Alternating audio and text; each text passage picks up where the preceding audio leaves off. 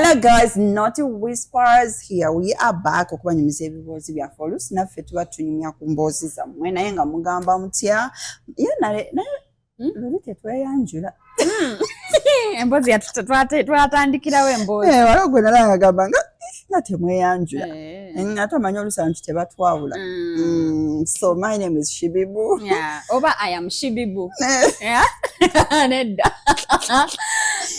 and yavudde mu bufumbo Florah show naye sawa yonna addayo so temulowooza nti yakomyawo sawa yonna oddayo tokowa mbonaabona ki ensi era tulina kubonaabona sanyuka woobonaabona weebityo so guys nga bulijjo tulina okusoma ku comments zammwe ku kibuuzo kye tuba tufunye ku social media ne tusoma tugamba namwe bino ebintu mubimanyi. So today's question is ladies, be honest, that guy loved you, why did you treat him badly? Like omugayo yali akwagala lwaki wamuyisa bubi? Shibibu, there is no one who treats you better than a person you're not interested in. Bananga omuntu gw'atayagala bananga beera ne care oba just oba tobyagala nga kyakola oba owulira kikunyiiza ontasobola okusinta olaba nti mugamba twagala ssente asindika okay nojja nosanyuka because it's money naye nakuba essimu of they want to ask you to confirm have you seen the money of ogiraba neggwayo like later you just send a message on WhatsApp of I've seen, thank you. I was a bit busy, I missed your call. Naye nga obwedde essimu nkiraba bwenti bananga omuntu gw'otayagala so why did you treat him badly? Nali simwagala. Just that. Wali walekawo omuntu nga the person is okay, is good and whatever, but your heart is like, nah, nigga, you ain't going there. And you're like, okay, and it's most times it's not even intentional of you want to treat this person bad, no? Because it's okay about ina chakoze. Ekyo kyabakoze just okukwagala. Ne just nga kabobera kiringa emmere gy'otayagala ne bwe bagispicinga batya. If you don't eat certain food oba bataddemu birungo bityo oba ne bagikyusa kala neekola etya era you won't like that food olwokuba bagispicing, they will still not like it. You'll be like, okay, erabika bulungi naye era sigenda girya. Okay, so onagambye I ran for my life. He almost murdered me in the name of marriage, and to think he was my childhood love made it more crazy. The domestic violence was something else. Good for you, girl. Omuntu yenna akuteekako omukono what? By the way, ebintu byentera ogamba nti there are things I can never stand in a relationship. Physical torture. Sisobola. Ng'okubaani. Yinza? Ate lwakubye ogusooka. Chobamanya agenda kukuba era ajja kuddamu omuze guba muze tewali byaha but he will change. There are things byetasobola kuchange wakikolera najjayo mukono gwe bwati akube sirap era even next time ajja kukuba. Okay, these men are pathetic liars. No man loves you unconditionally. He only loves you long as you let him lie to you or cheat on you and let him get away with it. They can't stand a woman being smarter than them, so they just start manipulating the whole narrative. Men who do care show it in action. So why are you with those people who lie? I know. Keep with the ones who care. Men are naturally liars. Olaba n'otukwana okukkiriza from the beginning. Abaya kulimba manyi. Bali simanya will marry you naye he just wants to smash. Bano ba Josh ba Martin. Martin akusuubiza ati obufumba. I know. Okay, mulimu byatuba bayagala naye waliwo ajabawaza wamago ina kati ogenda mwasa sikyo mpozi it's okay. Okay, you won't say what he has said. We'll just continue. Naye ngo olina okumanya nti omusajja yena alimba. Ayinza okulimba not mu bubi. Mulimu okulanga alimba because akugamba kyoyagala owulira. Yes, ate ffe bagamba era by the most times ffe just omanyi waliwo omuntu aba akulimba naye n'ogamba naye onimba naye okuba alina kyakugambye you just be like okay n'okkiriza bukiriza so bajja kukulimba mukwano guma naye make sure nga bw'ogambye oyagala kakeya gwe era akulimba nti akeya He was overseas for work and unsure when he would be able to relocate back, and instead of joining him, I cut him loose, young and dumb. Wow. Era kyokka abantu babeera baagala okugenda ebweru, ono ye yasalawo omuntu amukatinge off kubanga talina galinda. Life goes on. Yeah. Wow, funa omulala akusanyusa well and good.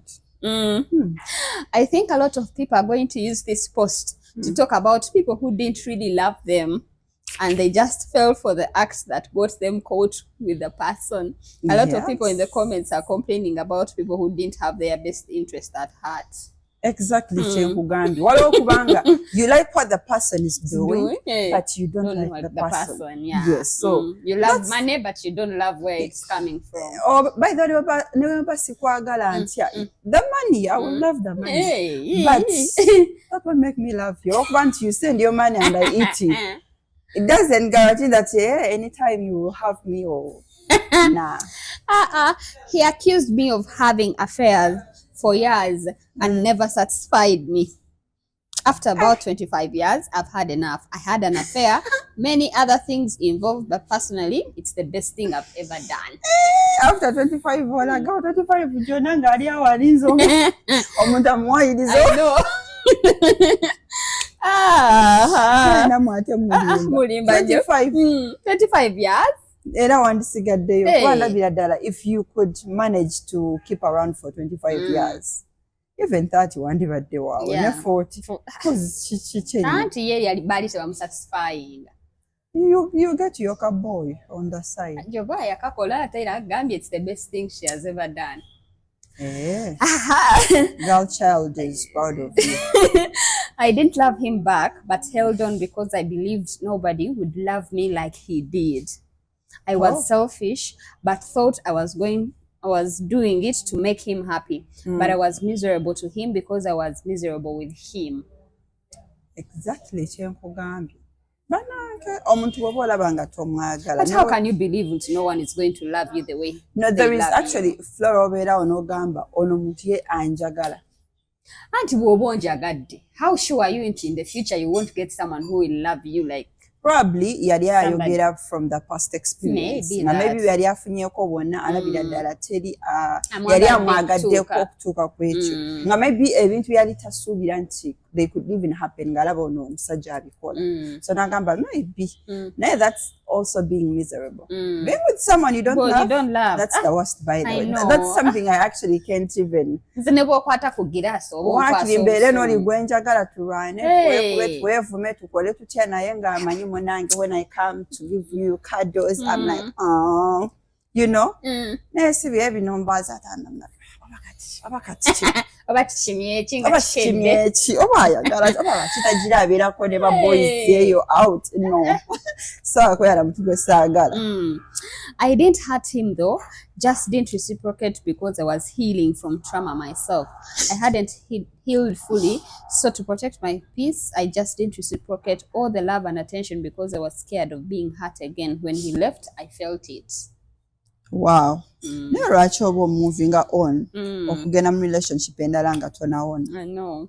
Anti you heal mu relationship way. Nedda mulimu w'obeerawo nga mu butuufu ekintu ky'olimu olabira ddala. You're probably still thinking about the other person. Buli kimu ky'okola ng'olaba tekitambula. So ne bw'onookola otya it's just okubonyaabonya abalala. Yeah. He has show off and pride. I think he shows off and he has pride. Every time when we met, he would tell his whole family and friends that we are together. What's wrong with that? Me telling my family that I'm with you. Is it a problem? Oba kirabika ono naye just yali tamwagala. Yali tamwagala nga awulira bubi nnyo. Ate mu family yange n'emikwano gyange lwaki mbasikulala? Bw'oba ng'oli mukazi wange lwaki sibagamba? Or if you're my man, why wouldn't I tell them? Bwe banga bakumanyi naddala. Mpozi nga tebakumanyi. Naye banga bakumanyi. Ngenzeeko out munange ne Josh. Yeah. The only thing I did was to love him back. He really didn't love me, and I loved him more. I think that's ruined the whole thing because we started fighting over stupid things. We cried and we would break up every time, but jealous. If a day passes without talking or checking up on each other, we fight every opposite gender. Wow. We prefer to stay single because in every relationship one gets to, we'll just break because we'll compare our partners. Oh, nobody confused truth. That guy loves me, but we're just too toxic for each other. Now that's the reason why we can't be together anymore. Simanyi bali bakola ku radio. Mulina okwongera buli kaseera. I know. Bannange. Omuntu akubeera. Omuntu abayina okucheckinga kaseera. People are waiting for you. Papa lero baleese eki. Mama. Tochicho. He loved my best friend first, and as we started talking on how we can get her for him, he fell for me in the process. Hey. My friend rejected him. I loved him. We dated for almost 2 weeks, and it didn't just feel right for me, and we broke up. Truly, he loved me a lot, but I couldn't see the effort. Yeah, he loved her. He went after the best friend. I know. No, he loved my best friend first, and as we started talking on how we can get her for him. Oh, so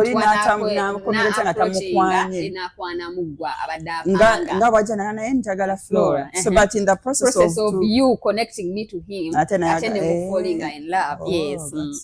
I just knows in the first place guy yali tamanyi kyayagala. Yeah. Because yali awo atasimanya sose kwagala ono confused fella. I just couldn't control myself to love him no matter how hard I tried. Had to let him go so he could find someone who would love his amazing soul just as much as he deserves to be loved. Omuntu tomwagala ekisaanidde n'ogamba omanyi ngenda otambule. I was too much of a woman for him, had a much stronger character than he could handle. He was a baby daddy and I was never a priority. I was insecure, he was insecure. He started showing signs of hatred towards me. Relationship you hate each other. How? Insecure over what? Because on saying in the first place, if you're dating someone who has kids, you know they come first. Like you know that. It's not like you're trying to compare yourself n'abaana but ate naddala nga wabasangawo. So it's not banange kati lero mukubidde kantwale out atangamba agenze kulaba omwana we oli mwana we ng'oli muntu mukulu, you can understand. So he started showing signs of hatred towards me. Oyo kirabika naye yali akiraba. How? I know. Anyway, mulina ebizibu naye naffe tubirina. I dated him for a couple of months, even introduced me to his parents, and he still cheated on me with different girls and had the guts to tell me he still loves he still loves me. He tells me he still loves his ex and didn't want to lose me. They dated for a couple of months. Now I'm introducing Ambazadebe. Nasigala nga cheating with different girls. Naye najja namugamba, I still love my ex, but I don't want to lose you. Yali mulalo. Nemwe abasajja baliko ekishambo. Bwabanga akuli kumpi omusajja soko mukubemu ekikondo. I know. Lwakuba gwe bijoshi muli wala. Ne akakamanyiro. Imagine you come and tell me you still love your ex. Go back to her.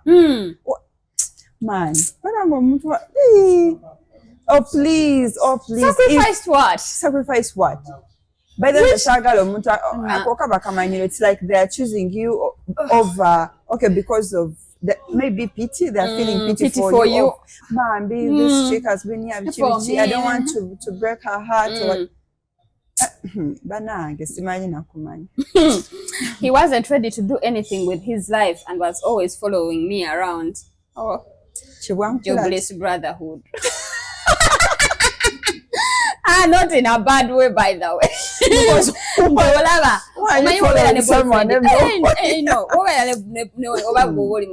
don't have a job, but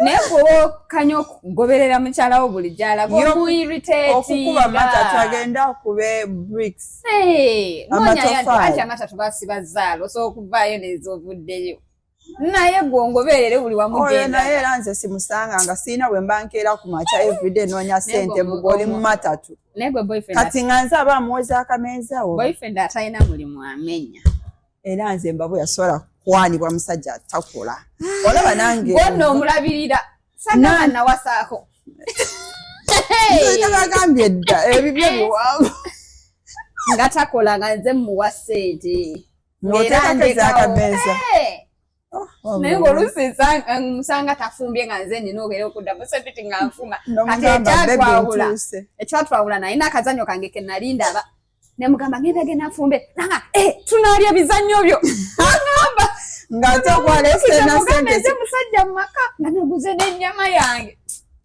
siri kusonyiwa gwe kavubuka gwe nakawasa naye ate kammanyi nabagambye mulina ebizibu naye naffe tulina temufaayo nze omusajja atakola lwaki olaba ndekawo obuliri bwange njagala nnyo okwebaka sawa zituuka simanye 12 n'olya alamu ekubye n'ogamba nenvaayo mbuga oli ku matatu which future are we trying to build? He was too short and I don't really like a short guy, but the guy is 1 in a million. My God bless him, honestly. He's a very good guy. I know. Because he took me for granted. Whenever we fought, he never initiated communication. Oh, you're the short one? No, this is another one. I can't do that. I have to study, work, and sleep. And took PNJ like to talk to me 24/7. Oh. 24/7 temwina byakukola naye alaba ne radio bakuba obulamu ne bawumulamuko he spoke too much English conversations that aren't sweet when not communicated in local that he was from my tribe. He spoke too much English conversations.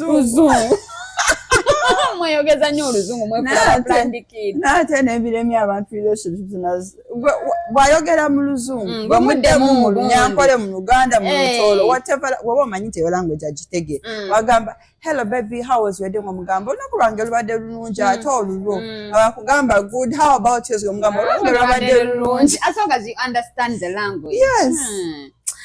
He never wanted a maid. He believes in every house chores to be done by a woman, not even when you're pregnant or banange or a mom. You work as a woman and contribute 50-50 with him in the house. He would finish up his money and even borrow from people just to help his relatives and he doesn't leave a single coin to feed and then bother me for everything. Money for tomatoes, onions, bichi byonna. When you correct him to keep small for survival, he would say, I don't want him to help his family.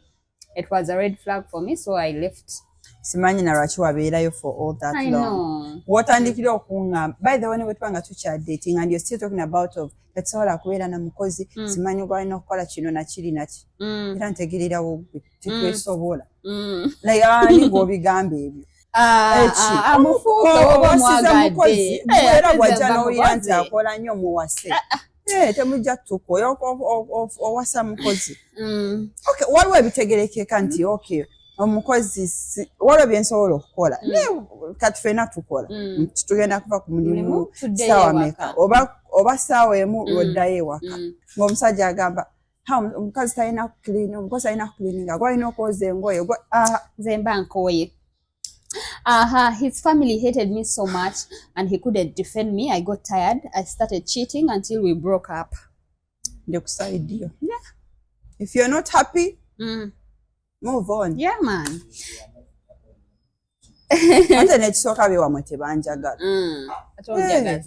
Let her cheat. The girl child is so proud of her. At least I must have a reason as to why I'm leaving the relationship. I go out, cheat, then be like, you see, baby, I cheated, so I think this won't work. Yeah. He loved me too much, more like obsessed, and it scared me. Such people can kill you.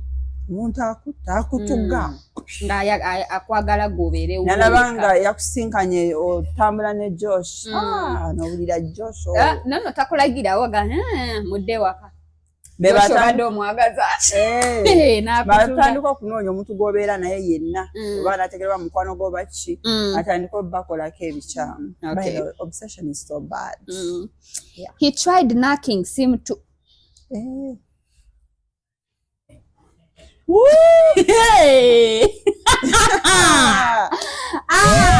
my mean at the back stood up on the spot and left. However hard he tried telling me he's sorry, I couldn't figure out myself with him. That thing is special for only Gundi. The other thing has the right SIM card. Such a sexual left, right, and center. Just to move on, baby girl.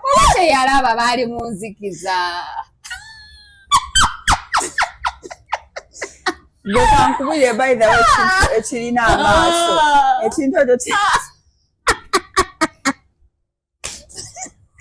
ekikola ensobi era nebanzikiza kibameka abeera mu nzikiza nga tebibe ng'obuuza oyo mati noba